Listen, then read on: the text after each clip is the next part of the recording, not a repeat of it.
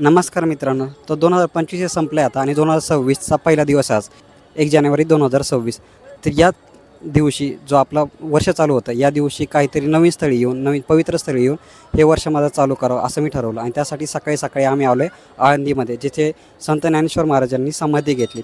तर तुम्ही माझ्या पाठीमागं बघू शकता, इंद्रायणी काठी संत ज्ञानेश्वर महाराजांचं मंदिर आहे. आता हे मंदिर मी तुम्हाला पूर्ण दाखवून, त्याचबरोबर इथं पुंडलिकांचं मंदिर आहे. आणि ज्या बाबांनी हैदराबाबांनी संत ज्ञानेश्वर महाराजांची पालखी सोहळा चालू केला, त्यांचं पण मंदिर मी तुम्हाला दाखवून, याची पूर्ण माहिती तुम्हाला या व्हिडिओमार्फत भेटेल.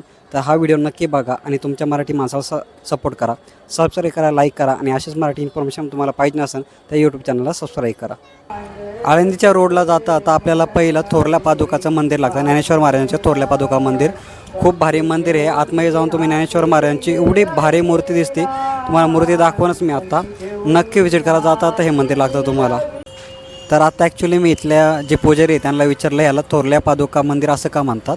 तर ज्यावेळेस आळंदीहून ज्ञानेश्वर महाराजांची पालखी निघते, तर त्या पालखीचा पहिला विसावा या मंदिरापाशी असतो, त्यामुळे याला थोरल्या पादुका मंदिर असं म्हणतात. असं म्हणलं जातं की संत ज्ञानेश्वर महाराज जेव्हा आळंदीत वास्तव्यास होते, तेव्हा ते अनेकदा या परिसरात भ्रमण करायचे. आळंदी गावाच्या वेशीवर असलेल्या या निर्जन जागी ते एका झाडाखाली विश्रांतीसाठी थांबायचे. या जागेवर बसून त्यांनी अनेक वेळा हरिपाठ अभंगाचे चिंतन केले होते, म्हणून या जागेला विश्रांतीचे स्थान असे मानले जाते. 1830मध्ये हैबत बाबांनी जेव्हा पालखी सोहळा सुरू केला, तेव्हा त्यांनी एक नियम केला. माऊली जेव्हा आपल्या घराबाहेर आळंदीच्या मुख्य मंदिरातून निघतील, तेव्हा त्यांचा पहिला मुक्काम किंवा विश्रांती त्याच ठिकाणी होईल जिथे ते जिवंतपणे विश्रांती घ्यायचे. त्यानुसार पालखी प्रस्थान झाल्यानंतर सर्वात आधी पालखी याच थोरल्या पादुका मंदिरात येते. इथे माऊलींची पादुका रथातून खाली उतरून मंदिरात ठेवली जाते. याला पहिला विसावा म्हणतात.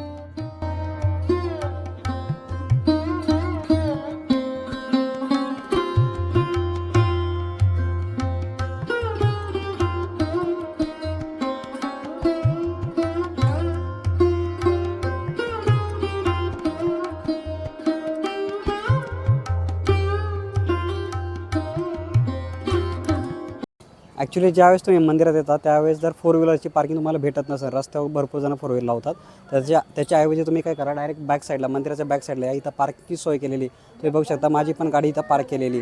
तर ही गाडी म्हणजे 4 व्हीलर पार्किंग करण्यासाठी खास सोय, इथं 50 रुपये चार्जेस आहे पार्किंगचे.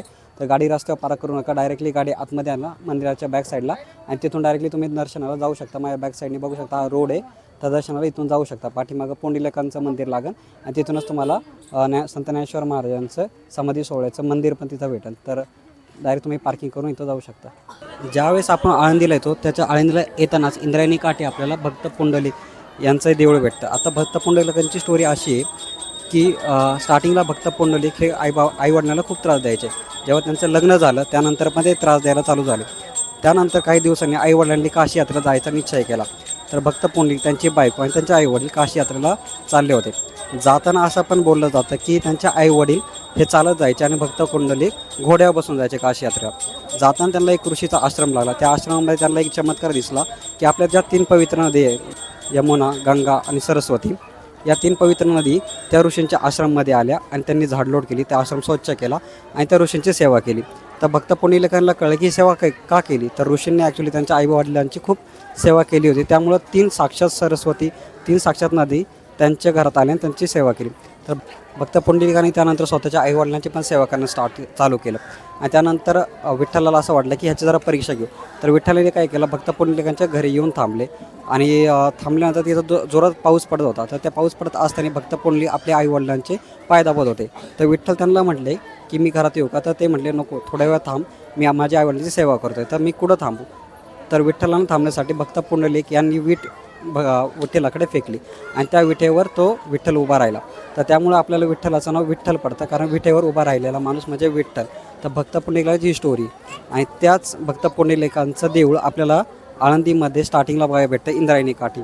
तर हे ते माझ्या पाठीमागचं देऊळ आहे. मित्रांनो, आज आपण वारीमध्ये जी शिस्त आणि भव्यता पाहतो, त्याचे श्रेय जातं श्री गुरु हैबत बाबा यांना.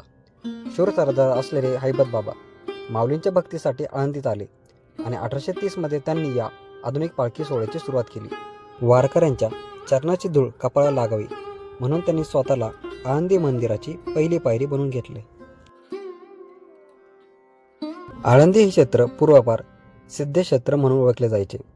येथील सिद्धेश्वर मंदिर हे भगवान शंकराचे अतिशय प्राचीन मंदिर आहे. ज्ञानेश्वर महाराज आळंदीत येण्यापूर्वी हे मंदिर तिथे होते. असे मानले जाते की या मंदिरामुळेच या गावाला आध्यात्मिक महत्त्व प्राप्त झाले होते. ज्ञानेश्वर महाराज जेव्हा आळंदीत स्थायिक झाले तेव्हा ते अनेकदा या सिद्धेश्वर मंदिरात जाऊन ध्यानधारणा करत असत. भगवान शंकर हे ज्ञानेश्वर महाराजांच्या नाथ संप्रदायाचे आद्य गुरु मानले जातात. त्यामुळे आपल्या कुलगुरूच्या स्थानी जाऊन बसणे ही माऊलींची श्रद्धा होती. हे तेच पवित्र स्थान जिथे वयाच्या अवघ्या 21व्या वर्षी संत ज्ञानेश्वर महाराजांनी संजीवनी समाधी घेतली. इंद्रायणी नदीच्या काठी वसलेले हे नगर केवळ एक तीर्थक्षेत्र नाही तर महाराष्ट्राच्या आध्यात्मिक क्रांतीचे केंद्र आहे. संत ज्ञानेश्वर महाराज ज्यांना आपण प्रेमाने माऊली म्हणतो, त्यांनी 700 वर्षापूर्वी भगवद्गीतेचा सार सामान्य माणसाला समजावा म्हणून ज्ञानेश्वरी हा ग्रंथ लिहिला. वयाच्या 16व्या वर्षी त्यांनी हा ग्रंथ लिहून मराठी भाषेला अमृताची गोळी दिली. त्यांनी भिंत चालवणे, रेड्यामुखी वेद वाजवणे यांसारखे चमत्कार केले. पण त्यांचा खरा चमत्कार म्हणजे त्यांनी समाजाला दिलेले पसायदान. आता मी उभा आहे माऊलींच्या समाधी मंदिरासमोर. कार्तिक वैद्य त्रयोदशीला माऊली इथे संजीवनी समाधी घेतली. या समाधीच्या अगदी समोर प्राचीन सिद्धेश्वर मंदिर आहे.